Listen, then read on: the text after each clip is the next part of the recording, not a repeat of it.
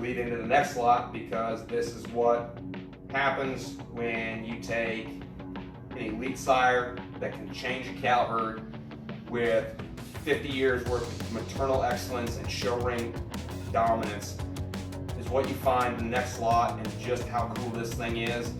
Guys, I'm going to talk a lot about this one later on. I'm going to let Mackenzie kind of get it started, and she can kind of go some background, because this is bought and paid for red known for Mackenzie that she's offering right now.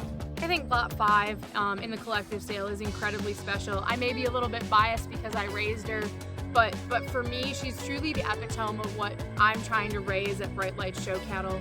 Whether you want to talk about her pedigree or her genetic profile or her phenotype, I think she's really special, and I'm really hard pressed to let that one go. All of those that have talked to me about her, I think they understand that sentiment of how much I truly appreciate that one, how much I'd love to just keep that one in my very own show barn, and also keep that one in my cow herd, because I know the functionality that one's gonna have when she's done with her show career, and will probably go on and be a donor cow for whoever does end up owning that one.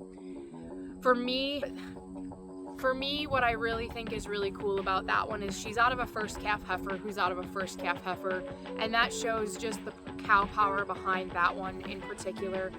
When you've got the Elizabeth cow family on one side of her genetic profile, and you combine that with popular opinion and the growth and the performance and the show ring appeal that he had, and her numerous cousins, other family members that have gone on to win at shows like Louisville and Junior Nationals and things like that, and pick up very, very large banners along the way. I think that one's really special, and I think she's going to compete at a very high level all the way through the end of next fall and into the winter. For me, when you get her out on the profile, she is so incredibly balanced from the tip of her nose all the way to the end of her tail and the tips of her toes. She is so gorgeous and long, geeked-necked. I truly think there'd be some giraffes out in Africa that would be incredibly jealous of just how long-necked that one is. And she ties that in really seamlessly into the top of her shoulder. Get back into her top. She's so level and perfectly balanced out through her hip. And when you get down on the ground, she's so perfect in the way she uses her hock and her ankle and even her hip. She's so perfect at the back of her hock. She's so bendy at her ankle. The way that one reaches when she gets out on the move, both off of her front and back, she's just so perfect in the angle to her shoulder. She's so pushed back with how her knee is designed.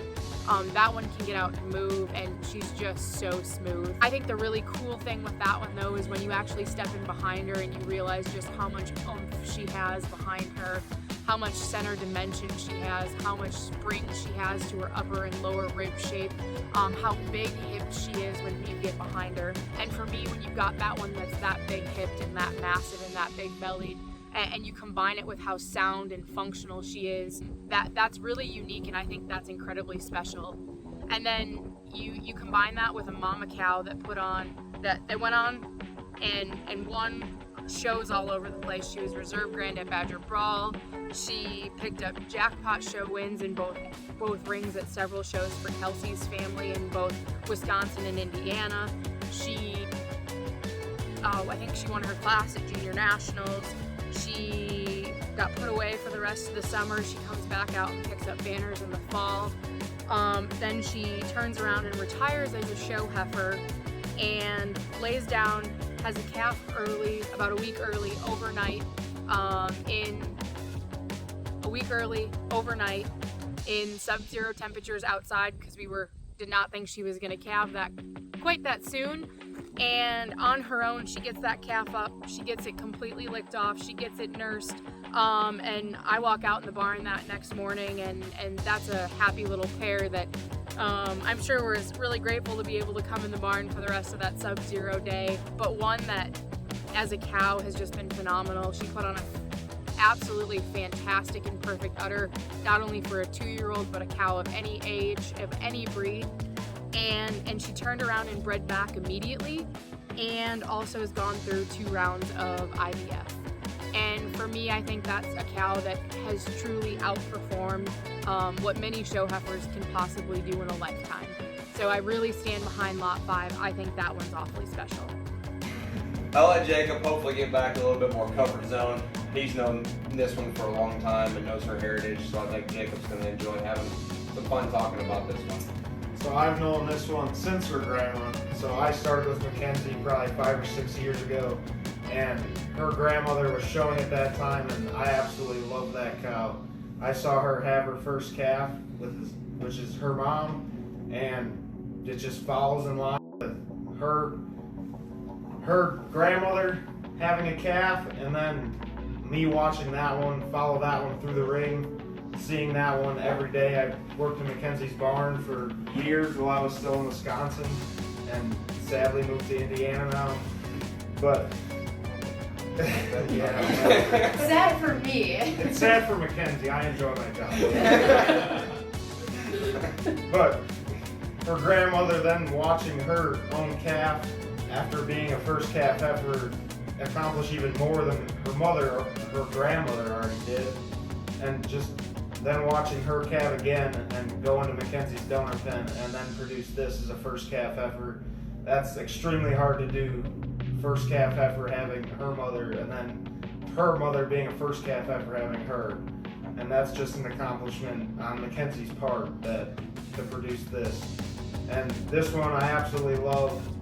If you're into good back legs, her mother has an absolutely perfect back leg. Bendy, that zero backward hock is completely flat. I hate bad hocked cattle, like most people. So that cow, I absolutely love. Her body, her front 1/3 is absolutely amazing. But that back leg still gets me every day looking at it. But looking at her calf, her front 1/3, I absolutely love. She's deep necked, she's deep bodied, she's stout, she's hairy. Her mother was always hairy, absolutely shaggy. And I bet she will follow in her footsteps. Her hip is dead level, her back leg follows in her mother's footsteps. And just an absolutely amazing show heifer for whoever takes her home. Absolutely, Jacob hit all the points on that one, and there's about 4 of them, and he found them really fast, and it's going to be pretty easy. That again, the Elizabeth cow family rings pretty tried and true for me. There is generational wealth in this one, guys. She is an absolute. Her presence when you walk out there is just it sucks you in right away. That one just so you look at that one's head, even with her one maybe frost-tipped ear there, that one's head is so cute and tight and little. She's so pretty and attractive in the way the pole comes out of the top of her head, and she go back into her neck. That thing is so high-tying and just freakish in the way she elevates her front end so high off the front side of her skeleton, and yet still comes in, and she's neat and tidy in terms of the way her blade ties together, especially up high. For one that comes as bold and opened up as that one does in terms of her center body right now, and how wide pinned and square and stout she still is. And I know that's probably a dirty word in the show heifer world, but I still think stout cattle are good. And this one's got a lot of utility when it comes to that. I think it's really fun to watch that one get out in the motor. It's so intriguing, and Jacob hit on it. That one's back leg is so unique and so sexy in the way it comes out of her hip and drops down out of her muscling. And that one gets out and grabs the surface with so much security and comfort and reaches so far forward. But to have one that is this long, yet still as wide and true and genuine as she is, you study it through her chest floor and all the way back to the base of her center body. That one's got a lot of utility and a lot of mass coming in her future, and it's going to come in a hurry.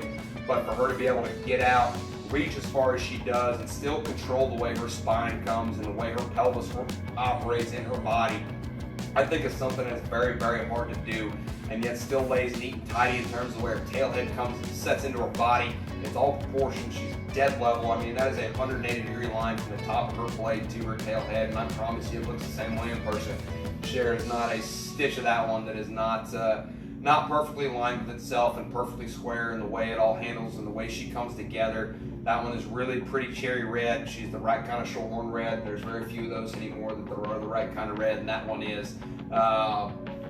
Guys, there is a book that is going to be written on this cow family someday. I swear by it.